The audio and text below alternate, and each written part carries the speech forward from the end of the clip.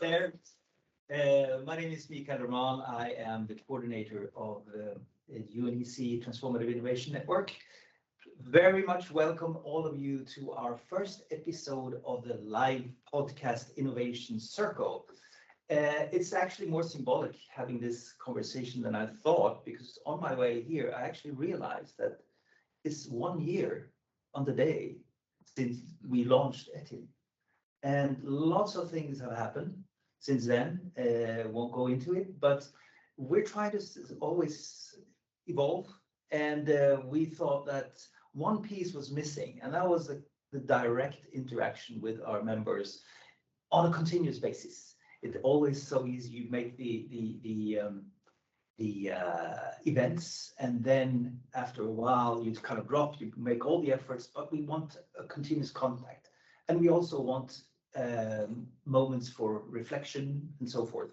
So we talked about, and we said we need a space for more informal conversations, where we also bring up the different aspects of transformative innovation that we not necessarily think about. And they could be perhaps more practical than conceptual sometimes, but they should also be personal and the space for reflection. We also want them to be agile in the sense of being both intellectually agile, I guess, but also being able to do them on the spot. And in doing so, we saw that as a perfect complement to what we also already have, which is the ongoing podcast, The Innovation Matters, that Anders Jensson is pursued for a year. Lots of concrete impact or input, but where the interaction is not there for obvious reasons. So this is what we want: an informal space for discussion and conversations, and where you will have, as guests, will have the opportunity to interact and pose questions to our guests, and where we also want you to be part, occasionally the moderators. So what we are thinking is to have this live podcast every second week on Wednesdays at 4 o'clock. And like I said, moderating guests and moderators, picking up on topics that are out there. So please input on those. We will make them kind of semi-exclusive for members, in the sense that only members can participate in this event and being interactive. Then we will put them on the site, on the website for 2 weeks afterwards. But that's pretty much how we proceed. I won't take too much time, and shouldn't, because we have much to talk about. And but let me, as a framing, perhaps say that when we started the Transformative Innovation Network, we landed obviously in the word. There are 2 words here: transformative and innovation. And as we always do, we kind of end up in this innovation. What is the innovation? This is the innovation part. And I think it is the rocket fetish in all of us. We like technology. We like to talk about, technology and stuff. But what is it actually a transformation? That might be perhaps something that we overlook sometimes. We need to talk about what a transformation really is in order for us to understand how the innovation is going to support it. So with that said, we thought of it, Immanuela, Olivia, and I, and thought, what is it that we want to? Shouldn't we start off with actually discussing what a transformation is? And it so happens that Björn-Ola Linnér, which is an old colleague and friend of mine from Sweden, actually wrote a book on that, about sustainability transformations, where they come from, etc. And I read it, and I put it in hands of Immanuela, and she said, "This is a great book. We should talk to Björn-Ola." And I said, "Yeah, why don't we talk to him together?" So that's why we're here. And I would say then that Immanuela, please. You converse with Björn-Ola and you take over from me. So. Thank you very much, Mikael, and also good afternoon from me. Thank you so much for joining, specifically in this first episode of the live podcast under ETIN. And maybe before we go in, and I have the pleasure of introducing my guest speaker, I just wanted to say a few words about the structure of how we envisage this live interaction to go about. So I'll start off asking Björn-Ola a few questions, and then the second half of the hour, you'll have the opportunity to, raise your hand and also ask questions to him directly, and further in the spirit of, this live element of the podcast that we're trying to achieve.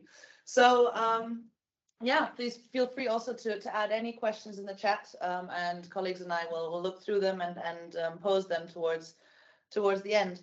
But without further ado, we'll dive right into today's podcast. And I am very honored to welcome guest speaker Björn-Ola Linnér, who is a professor for environmental change at Linköping University. Forgive my pronunciation. I'm trying. But who's also a visiting fellow at the Center for Environmental Studies at Geneva Graduate Institute. So welcome, Björn-Ola. It's great to have you.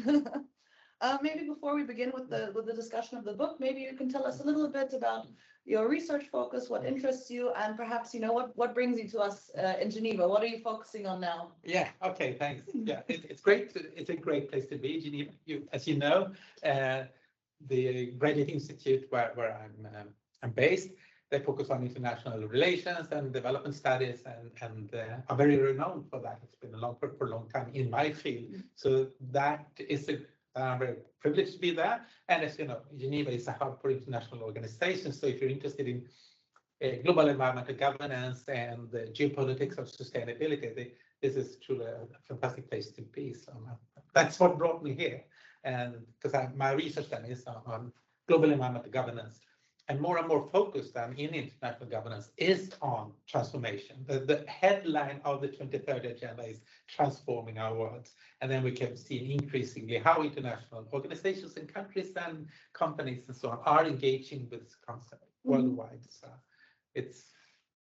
will be fun to talk about that. Excellent. I mean, we in Geneva are very happy to have you here, even if it's for a short time. And what you mentioned provides a perfect segue into what we're discussing today. So before we go into more specific questions about the content and the concepts that you mentioned, perhaps you can say a few words about, why did you write this book? What was your inspiration to write it? Yeah, that's a good question.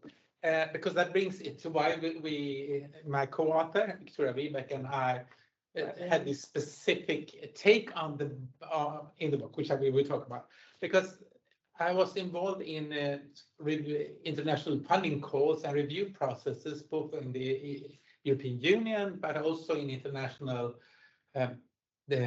funding agencies and so on. So these collaboration agencies that you have for the different national funders and so on, are involved in several calls on societal transformation.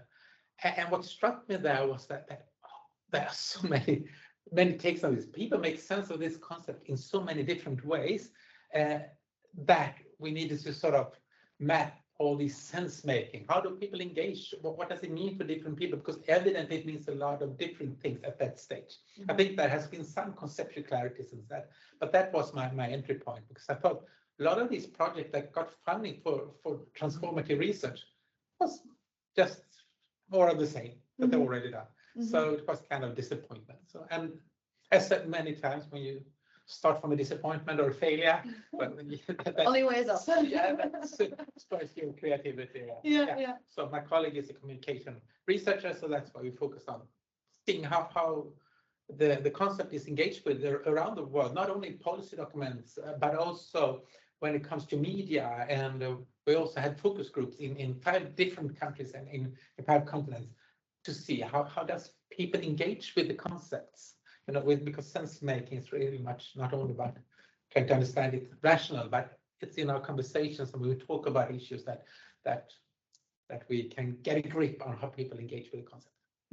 No, absolutely. I mean, as Mikael also alluded to in the beginning, when we were beginning and we were building this network, we were, introducing it as the transformative innovation network. But one of the first questions that we were always discussing with those who we spoke to is, what does transformative innovation in this case, but what does the transformative part of it imply, Because there's also other words such as disruptive, radical, in what relation does it stand? How does it fit into all the other concepts that we use? So that's why it's very interesting, specifically for our work, to see, you know, exactly how you go further into the different definitions, the sense-making part of it, and we're very excited. For those who have not seen it yet, I'm also holding it up. I'm not quite sure if it's available, if it's that visible for our colleagues online, but it's called Sustainability Transformations, Agents and Drivers Across Societies. We're happy to share the link of it after the podcast. Yeah, so maybe, you know, as catching on to what you mentioned last. So you start off the book talking about sense making, but also about the definition of transformation, right? So my first question would be, could you elaborate a little bit on the meaning of transformation? How does this stand towards the meaning of transition, and what does this imply for, you know, our ambitions, our actions? Yeah, I think that's a great starting point, because what we can see in the policy literature, that the concept of transition, transformation, is often used synonymously, so that interchangeably, but increasingly also policy documents, and in research there is made a distinction between these two concepts, which I think is very enlightening. Going back to the roots of the concept, right? Because transition means like going from one state to another, whereas transformation is a new form of society. I think that can be an important distinction. So you could imagine that we have go from a fossil fuel-based energy system and then just replace it with renewables. That would be an energy transition. But you wouldn't have changed anything in society. We could live the same way we always live, produce and consume the same way. It would still be a transition. But few observers would call that a transformation towards sustainability. That requires something more profound changes in society. And if we look at historically how societies have changed, when it has been more profound change, that can be over a long period of time that these transformations take place.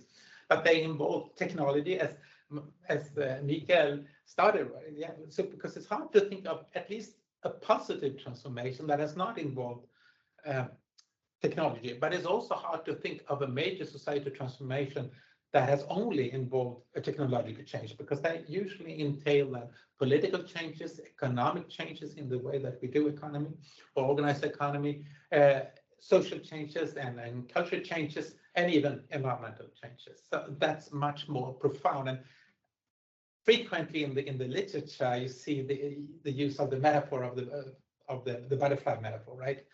From larvae to over to the full-fledged butterfly. That's sort of changing in form. It evolves to something different. So that captures the transformation part of it. Whereas transition then doesn't have the same societal wide implications usually. And as I said, I've seen this distinction being made more and more frequently. I think it's helpful. Excellent. And I mean, you also began with saying that, you know, the term transformation is used in many different contexts. In your opinion, do you think it's a buzzword? Is it something we need? How do you stand to the usage of transformations in this day and age? I think that's also another great question, because I think it's important to also have a critical eye on the usage of this concept. Always when a concept is starting to pick up and starting to be used a lot in policy circles, there is a tendency, there is a buzzness to them, right? Because we use them to indicate a position and so on. And conversations like these are so helpful, and we really need them to fill these concepts with meaning and to make them more precise, because we need that in decision making.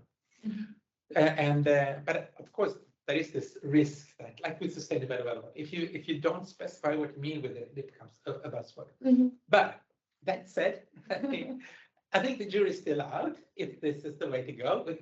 We can say that incremental change within the present system has not delivered the decarbonization we need, the biodiversity action we need, and the other sustainable development goals.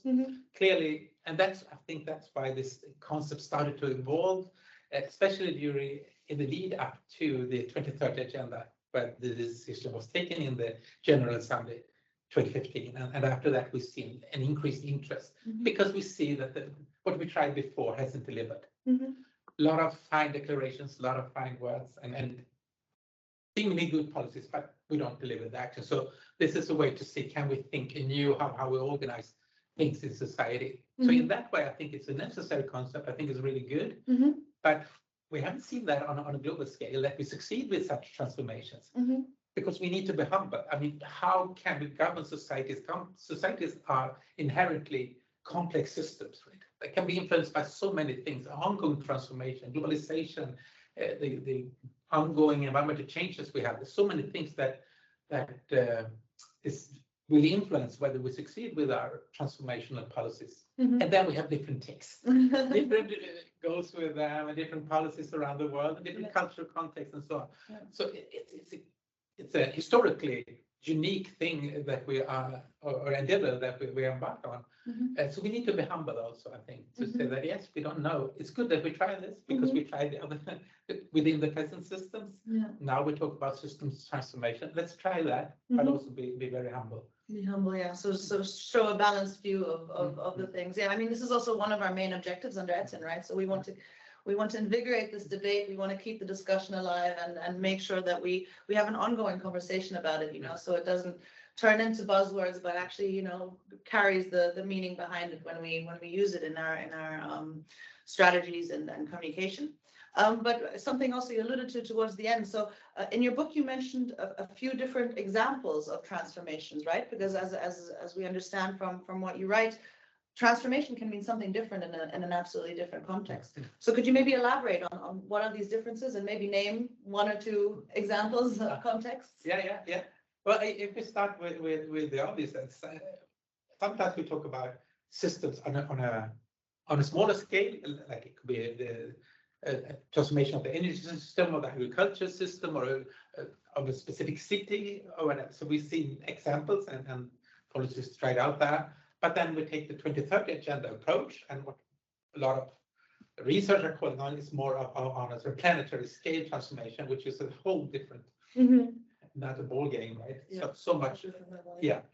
And then we have sort of the time perspectives, because when we did the research, it was clear that when we talked with people in Guangzhou in China, for instance, they said 10 years, that's a long time. I mean, 10 years, their whole lives have radically changed in 10 years. So 10 years was a long time frame for them. But like when we're talking in Fiji and so on, in the local communities, 100-year perspective was reasonable. Also, many of the analogies we see that World Economic Forum and others use, it's also make the analogies with the Industrial Revolution or Agricultural Revolution, developments that have taken a very long time. So that's obvious that we see a lot of where exactly is it a local or a planetary transformation? What time frame do we have? But then also what's seen as the major drivers of transformation. But I think it's common in all the narratives that we see were used in the different contexts, was that transformation was more framed as a process rather than an end goal. So I think that's interesting in itself. But how to drive that process, there we could see a lot of differences. And for instance, in Sweden, where I'm from, there's a lot of focus on technology. And if you would talk to people about what do you see as a transformation towards decarbonization, they say, yeah, new technologies that disrupt the way we engage with each other, or AI or something. AI, Whereas in Cabo Verde and Fiji, of course, technology was also important, but they much more emphasized the role of education, because we are vulnerable communities. We constantly are exposed to transformation in the world economy, in processes around us. So we need education to be able to maneuver in a rapidly changing world. And this is what we've done all along. This is not something new, but then global climate change speeds things up, what you have to respond to it. Whereas when I looked at these policies in Sweden, for instance, and when the government announces sort of what is Swedish word for transformative policies, because not all languages have actually a transformation. Education is nowhere to be found. It's a blind spot. It's not what you associate with transformation. I think So there is clear differences, of course, in how we see how these processes can be taken forward. And then you always have to adapt to these. I mean, keep them in mind constantly. Yeah. Yeah, and learn of each other. And learn from each other. Exactly. Yeah, exactly. Share the knowledge. The one thing that you also point out to that I think is, you know, it's logical when you think about it, but maybe something that people are not so conscious about is that there's also such thing as negative transformations, right? So maybe you could elaborate a little bit on that aspect as well. Transformation. Yeah. Well, an obvious negative transformation is global environmental change, which might be positive for some. The winter wheat production in Russia is expected to win that. So of course that but most countries, especially the vulnerable ones, will suffer. So that's an obvious transformation that has negative implications. But we can also see that a lot of these policies that are developed then to respond to try to spur a transformation towards decarbonization or other sustainability goals creates other winners and losers.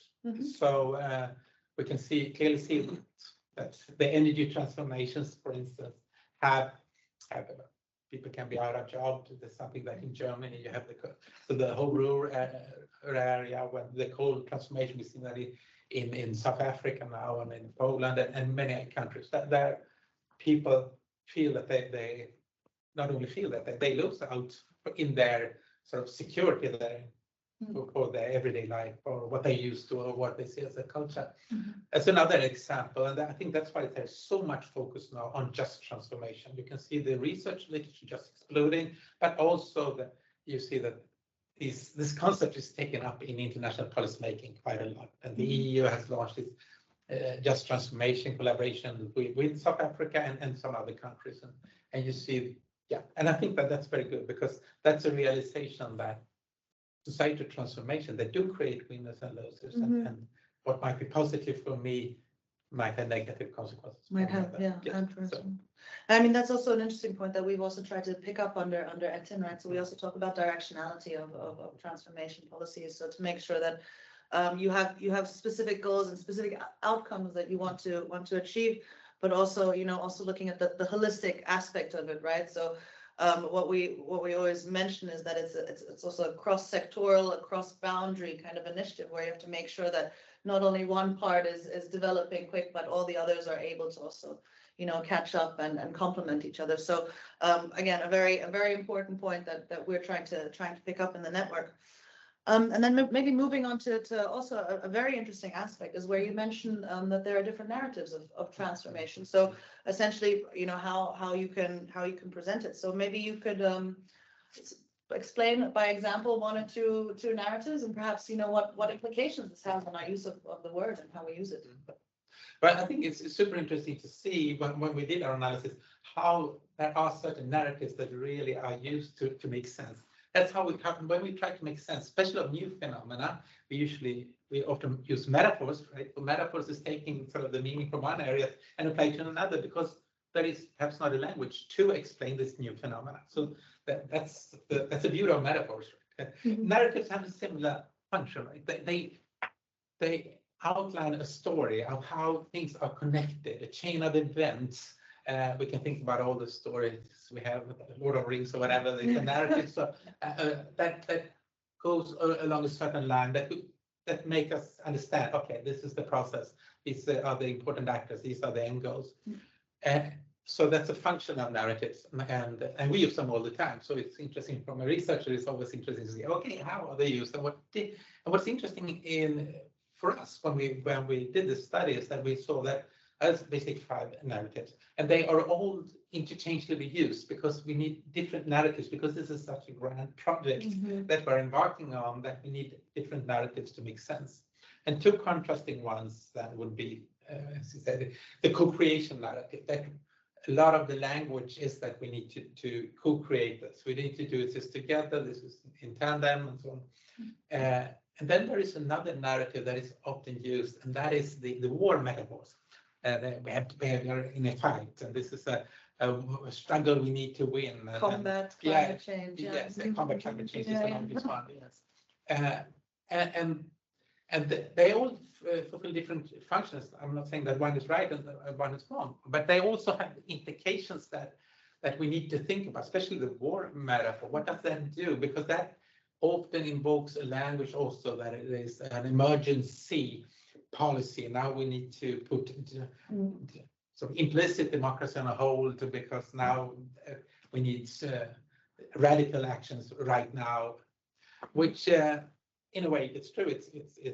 It is urgent. We need to have urgent actions, but of course, if we embark on having these sort of policies that put other processes aside and very fast decisions, that approach might collide with something that is often emphasized in the transformative governance literature, perhaps even more. We have two different approaches. One of the revolutionary one, we need to have quick one big bang policies that have an impact now, but more and more in the literature, it's emphasized, well, maybe we need rather experimentations because we need to be agile. This is such a grand thing. We don't know what works.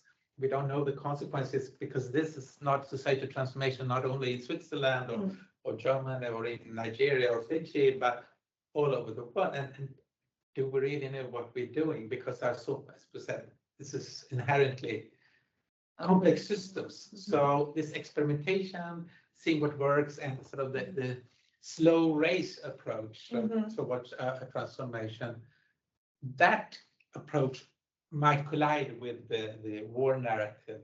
So that's why we think it's interesting to look at the narratives. Absolutely. I'm happy to talk much.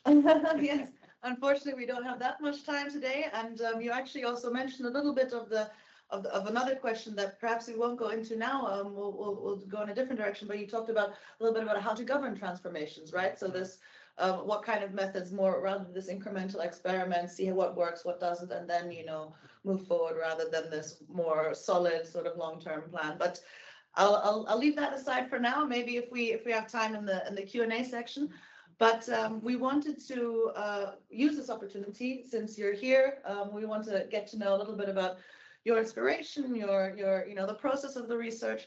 So maybe one question I would have is what struck you the most while writing this book? What insight was the most surprising, perhaps, to you? Well, I think that's what I already mentioned, that the education featured so strongly. I think that struck me. But another thing that I wasn't aware of, maybe I should have been, because I come from economic history and I should have been aware of this, but it was that when we examined all the national determined contributions at that point, it was the intended national contribution when we wrote the book in 2019, and also the submitted voluntary national reviews to the Sustainable Development Goals, that it was striking that many countries in low and middle income countries have engaged with the concept of transformation, societal transformation, in their economic plans, in their plans on how to develop the countries, even before sort of they have to submit their national determined contribution, going way back to the 1990s, the Gambia, for instance, that who clearly had this, and they refer to these reports from the 90s in their nationally determined contributions to the Paris Agreement, whereas the more the high-income countries had not had that in their policy making at all to the same extent. This was more of a new concept to bring into policy for these countries. That was striking. Yeah, it's happening a little bit more recently with all these the new conventions and so on. Yeah. Very interesting. And also you published this book in 2019, right? So I mean, nowadays things change fast. We're having feels one crisis after another. So we live in very volatile times. But based on this, and given that it's already been 4 years since this book was released, is there anything you would add, or maybe are there any unforeseen or foreseen developments that you would pinpoint here since 2019? Yeah, that's a drawback of writing a book, especially in an area like this. I would say it's obsolete, but of course, I would love to have a second edition eventually. But yes, because the research area has exploded, the policy experiments and sort of how policy engages with the concept, it's exploded since then. So if we would write it today, we would have a fantastic palette I don't think actually we would have another approach, I think, because we couldn't possibly cover everything today, I would assume. But also there is a lot of them, I think it's a lot more examples of where companies, countries, cities, regions are trying now to see how can we actually spur transformation. So there is a lot of more concrete examples to analyze, but also to exemplify with today. So that I would definitely love to write a chapter on. Well, that sounds like, you know, there's a need for volume 2. So maybe use this as a hope. That there will be... University Press listens. We can give them a call. We'll send them a video of this. Yeah, so maybe just to finish off my part, and then I'll hand over to the participants. But what is the main message you would like readers to take away from your book? That I think this is we live in disruptive times. So just this thinking about transformations, I think it's a fantastic opportunity to reinvigorate discussions on what societies do we want to, how do we want to live together in the society, in our everyday life, in the country where we live, but also internationally. I think this is truly a moment where we can use the transformational discussions to have this discussion on what do we want, and that I think that unleashes a creativity in society, and maybe also hope for those many who need it today, that there is something going on in how we change our worldviews and what we value from societies, and because that's what's happened always in transformations. We reorient ourselves, and transformations often happens or are sort of spurred in times of crisis. They are disruptive moments, so we can say there could be a war, a pandemic, or new technologies and so on. But they do create new opportunities where the things how we have done things previously, when we can't take that for granted anymore. We need to rethink, and then usually things happen that might be hard in the beginning, and it might be sort of anxiety or resistance, but in the end that unleashes something of human creativity, which is beautiful. Well, that's very inspiring, and we're very happy to have you in our network to be able to continue to contribute to this discussion and lead on it further on. But now I'd like to turn over to our participants, and I will quickly check the chat if we have any. We have a hand raised by Kjell Hakan. Yes, Kjell Hakan, please go ahead. Thank you. Do you hear me? We hear you and see you. Okay, fine. Thanks for a really interesting discussion of the dialogue. My name is Kjell Hakan. I work at Vinnova. One thing that, and I agree with the power of words in the mind, you know, it forms your mind and the way you think. So looking into these concepts is really important. But I would like to bring in this, we talked about now transition and transformation, but what we have been discussing in Etting is transformative innovation, the combination of those. And innovation is about new, novel and useful value creation. Creation then that transforms societies and markets. And I know I see Anders here in the audience. He has been writing a great paper because we have had innovation that has been contributing to transformation since history's beginning. So that's nothing new. But the new thing is the intention of policymakers and people like me sitting in an innovation agency to use innovation to drive transformation. And nowadays at Vinnova, we have stopped using transformative innovation, and we talk more about system innovation, you know, having value creation, collective value creation on a system level. Of course, you have to define the system then, if it's the society or parts of the market or whatever. But it's really intentionally driving behavior of people, changing, transforming societies and markets through innovation. And that's something much more than you have been discussing right now. So I would like you to comment on this kind of system innovation that drives intentional system innovation that drives transformation of societies and markets, because that's something else. Yeah, or related. Yeah, I agree. So I think I alluded to that. I think it's hard to think about at least societal transformation on grand scale that has towards positive ends that has not been driven that, or what technology innovation has not been part of it. But I think the difference is, as you pointed out, that might not have been the technology development might not have been targeting a specific political process of political goals, which we now are with the sustainability transformation. That's clearly a political arena.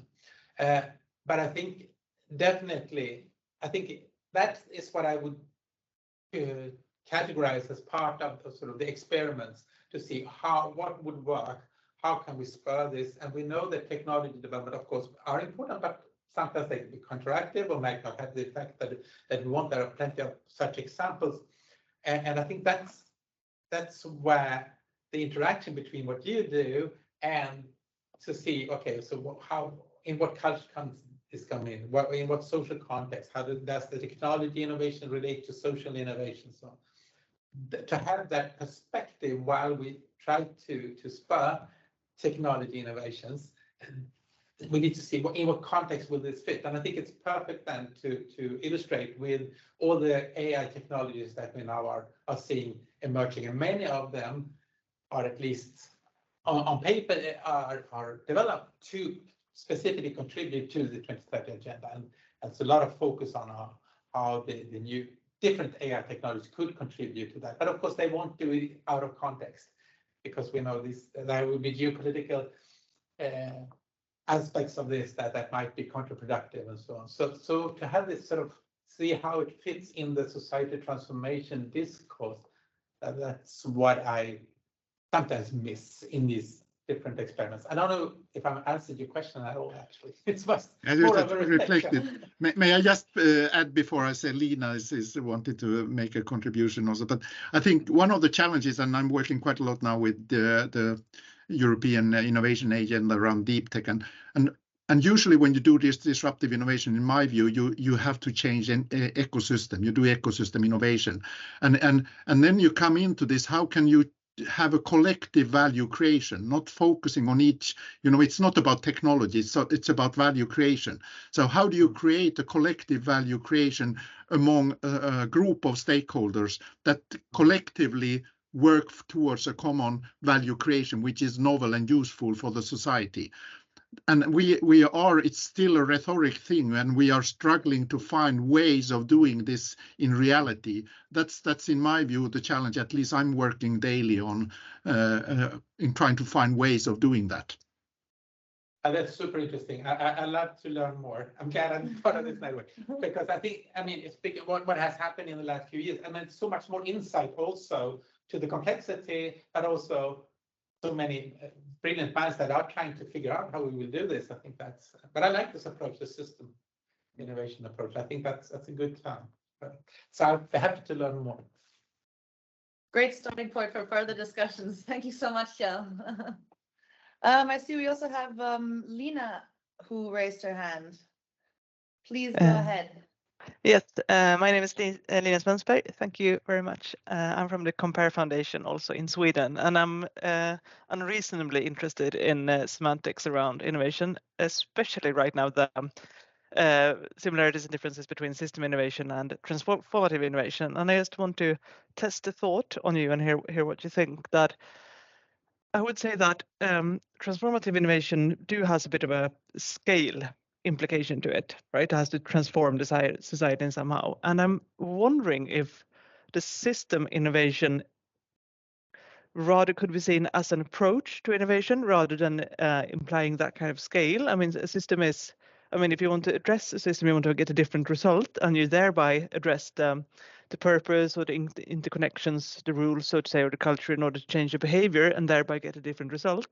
That is very possible to experiment with in small scale, meaning it's an approach to innovation that doesn't apply where the size of the system that you're innovating isn't critical. The approach is the critical thing, and that system innovation thereby could lead to transformation if you scale it up, so to say. What would you say about that interpretation, or do you say that this system innovation by nature needs to be big at scale, and what would we then call this approach when you experiment with purpose, interconnections, etc., system demonstrators, etc.? Do you understand the question? Yeah, I understand. I think I would say, oh yeah, I agree completely, except with the word of system, because I think that's quite complicated. Because I think I would agree with you with that definition of system. But what we can also see, also in our data, that what you see as a system that varies so much. It can be also, systems can be on a smaller scale, and it can be on a sort of a global scale. And if you look at the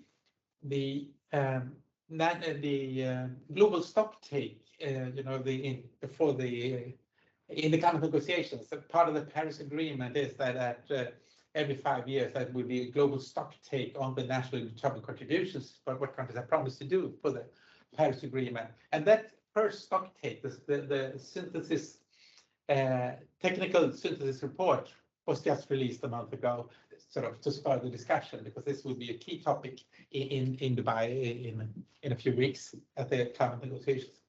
And that report talked a lot about system transformations and the need for system transformation. And I think that is systems on a more grander scale than this experiment focus. So there's just the concept of system, because system can be, yeah, a lot. But I like the if we can just be clear on what kind of system we talk about, I completely agree with you.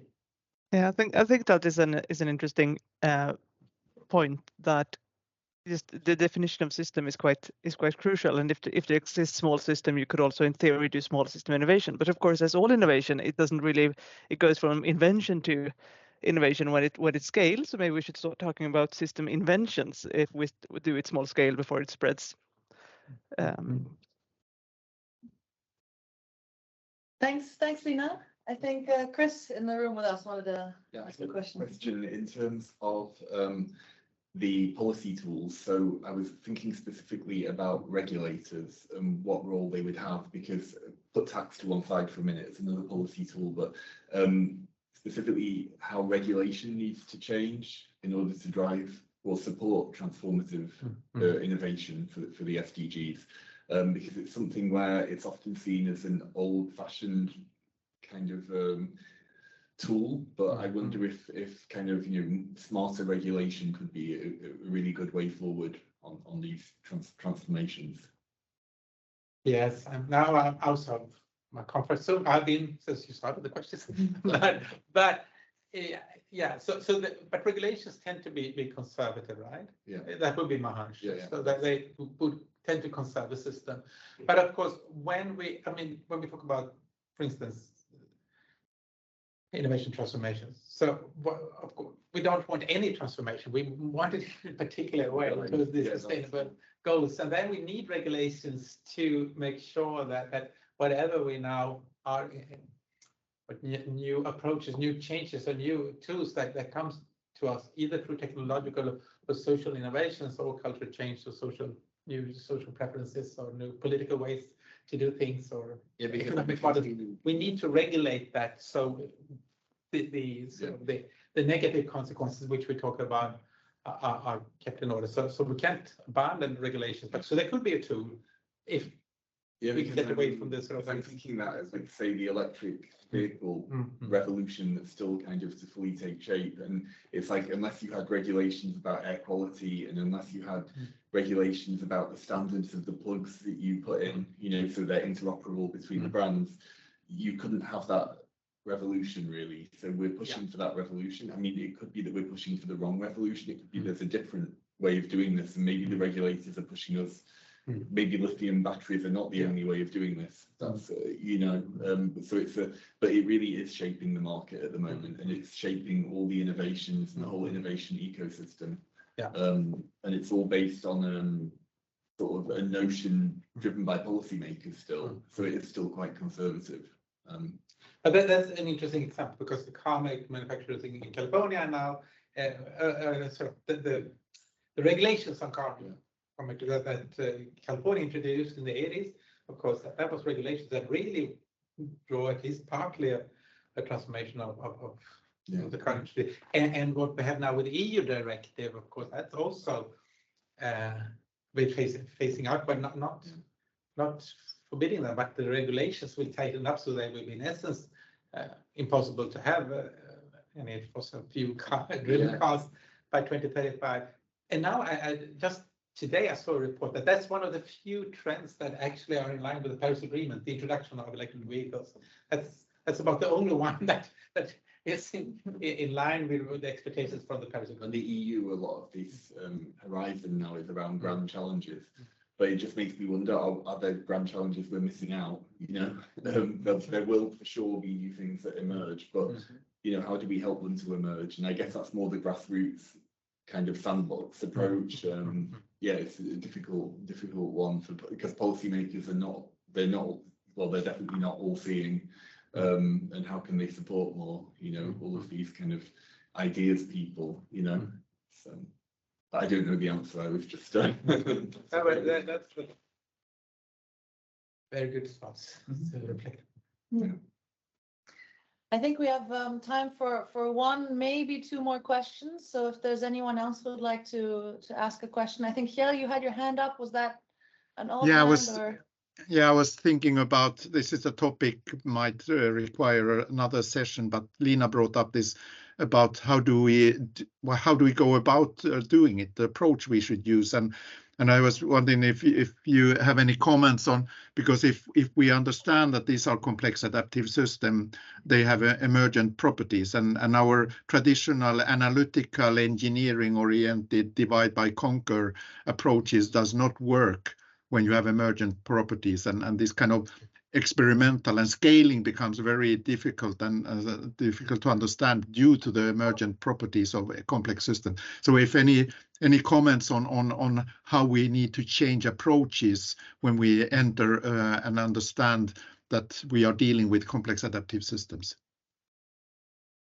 Yeah, well, my immediate association in a way, and I think this requires a lot of sessions, I guess, but my immediate reflection just was that what we've seen previously when societies changed profoundly, like with the Industrial Revolution, we saw the development of new fields of knowledge, sort of like sociology, for instance, really grew out of a way to understand, but also to provide tools to maneuver in the rapid changes that the Industrial Revolutions and modernity brought on. And I think similarly today, we can see how the academic system at least tried to respond through transdisciplinary approaches and so on. And I've seen increasing interest in sort of strategic foresighting, which is a buzzword, I know, among companies and tech people, but it really has had, in my view at least, not so much methodological development. But now I can see a lot of interest to see work with the new technologies like AI and so on in strategic foresighting, but in coming in with competences from a lot of areas, bringing them together, like a transdisciplinary exercise in strategic foresighting. That is something that I think would be super interesting to see how we can do that with better quality. Even though complex system you cannot predict outcomes. No, but foresighting is not about prediction, right? It's about being prepared for different pathways, different scenarios. But this is I just have to jump in myself. I think this is really interesting because we're coming to this. I mean, innovation per se is going into uncertainty. We don't know, and if we knew where we were going, it wouldn't be innovation. So that's the whole point. At the same time, we have to deal with it. And I picked up several things here from when I was listening. You mentioned this educational aspect. It's all about learning as we do it. So when I hear it, it actually becomes a segue to what is going to be our next event, where you actually want to participate. The whole question of learning. We are experimenting. We need to experiment. But at the same time, if we knew where we were going, it wouldn't be a point in doing it. So we have to deal with this now you have been looking back and learned about, so what is, that's why we invited you, sort of how have transitions happened up to now when we weren't doing it in a deliberate way. So what can we bring in when we add what Kjell-Håkan was saying, an ambition, really and a directionality and an intent, and to what extent can then innovation that is per se then something we don't know where we're going be combined in a learning process. I think that is going to be key. I'm happy that you are going to participate, and I'm also in the rest of you. I hope there were several that are online. João is going to be there. So next week we're going to discuss that. I think that the discussion on how to organize ourselves for a learning as we do is a critical aspect. And Kjell-Håkan raised lots of questions here. I also think that it's, if I were to make my personal comment on what I think your contribution is, because we deliberately now separated innovation from the discussion on transformation, because we have to know, is transformation a uniform thing? No, it's not. It's really not. And that has implications for every reason that you gave here with Fiji and education. It means that how we use innovation in different contexts to stimulate the transformation will be different. And we have to sort of map that out. What kind of transformation are we, one, looking for, and how is that perceived of in the context in which we are operating? Because the policy measures that we take, the kind of innovation that we have to pursue will differ. It will. And that's a fantastic topic for conversation that I think, your second book could be linking into what we're doing. That would be really interesting. And now going into learning, then we are learning as a process. Then we're really onto something. So with that said, we're kind of rounding off here. Let me then say that from the network point of view, we are having this session at the team of specialists on innovation and competitive policies in Geneva next week. Some of you are going to participate. For those who are not able to be here on site and are interested, you can actually participate online first in the discussions as such. There will be very passive sort of observing. Whereas we also are planning for ETIN a full work stream with lots of activities moving forward over the next 9 to 12 months on exactly learning. So that will be the starting point. And we're going to plan that in a session directly after the official event here in Geneva next Thursday in the afternoon. And there you can actually participate and contribute. So I hope you will join us there. What we also going to do, and now I turn to this event that we've had now, the live podcast. As I said, we're going to have every second Wednesday, and we actually going to do the next one will be the week after TOS ICP. So what we're going to do in the spirit of being agile and picking up things as they evolve, etc., is that we're going to have and reflection, not the least, is we're going to have our next live podcast on learning, picking up on what we now talked about at TOS ICP. So, we're going to have actually every week things here, but I will be moderating that session. Who the guests are, that remains to be seen. That's going to be a secret, because we're actually going to try to grab people on site and have them participating. So we're probably not going to have one guest, but 2 or 3. And we talk about what TOS ICP generated a week in hindsight, and how we can move forward on that collectively in the network through our respective activities. Then to finalize, what we're going to do on this last live podcast before Christmas, which actually is going to take place on Lucia, the 13th. So there's going to be ginger cookies, and it's going to be Swedish glühwein, glögg, and all that stuff here, and a little bit Santa Claus music, perhaps. Who knows? Maybe we'll sing Lucia. Well, I think I can see my singing somewhere else, perhaps. But then we're going to turn to another topic, which is going to be fossil-free steel. And then we're going to have our director, Elisabeth Tück, being the moderator. And the guest is going to be Göran Nyström from Ovako. And they are working with fossil-free steel, with the topic of sort of the insight being here. How do you transform an entire industry? What are the challenges and opportunities in transforming an industry? He is a part of an initiative where Sweden and other countries are doing a lot on hydrogen, where hydrogen comes in as an energy source. They are even going into biofuels. I promise this is an extremely interesting topic as such. It's going to be perhaps more, the doing thing. Now we've been quite conceptual, but it's going to be very much on doing, how an industry insight perspectives. So I think we have a pretty interesting agenda up to New Year's.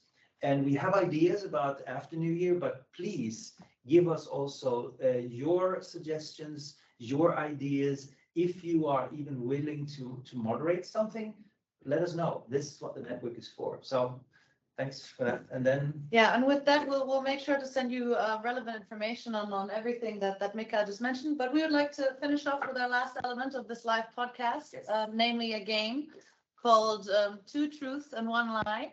For that, I would kindly ask Olivia to portray the slide that we have prepared. And for those of you that don't know this game, so here are 3 statements that Björn-Ola has provided us with. And 2 of them are true and 1 of them is false. So we would like to ask you to indicate which of these statements do you believe is false. Yes. So get to know the man. This Exactly. is the man behind the book. And I will now, if I'm not completely wrong, send out this one, and you should what statement is false again. So I'll just read them out while we're waiting for everyone to vote. So the first one is, I have been knocked over by a hunchback whale. The second one, I have been detained by the KGB. And the third, I have a 14-year-old older brother that I got 8 years ago. So the polls are coming in. This is okay. Interesting. Yeah. So we have 50%. No, 45% now. Okay, polls are still coming in. We're still. This is like Eurovision. We're still. Azerbaijani. Okay. Yeah. So I think many have voted. It seems to have stopped changing now. So we've got 6 votes, 42% for option 3. 35%, so 5 votes for option 2, and 21%, so 3 votes for option 1. So option 3 was guessed most likely to be false. Maybe you'd like to reveal. Well, the one that is false is that I was not knocked over by a hunchback whale. Just almost. It appeared like 5 meters from where I was kayaking in Monterey Bay. So I thought I was going to trip over, but it didn't happen. But it's a fantastic experience. That's why I wanted to hear. The others are true. Yeah. You'd be detained by the. Well, yes. In my youth, I was participated in smuggling Bibles to the Soviet Union. Oh my goodness! And then I will, because I grew up in the church. Yeah. And then I took photos. They asked me to take photos of some documents, and I was too young to realize that this was stupid. So the KGB searched me all over, but they never find the documents because they were on the film that they just took out. This was in the olden days when you just took out the film. So yeah. What an experience! Yes. What an experience. Okay, well, I mean, I think that's okay. And I got the older brother. And you got the older brother. And we had to share the story over a beer or a coffee. Exactly. More to come. Yeah. For those of you who are coming in next week, Björn-Ola is obviously then going to participate, so he can reveal the whole story about his brother. And it's a wonderful story. To be continued. But this was fantastic. Thank you very much. Yes. And hope to see you in 2 weeks, and some of you next week. And thanks. Thank you very much. Bye-bye. Thank you. Thank you. Bye bye. Thanks. Bye bye.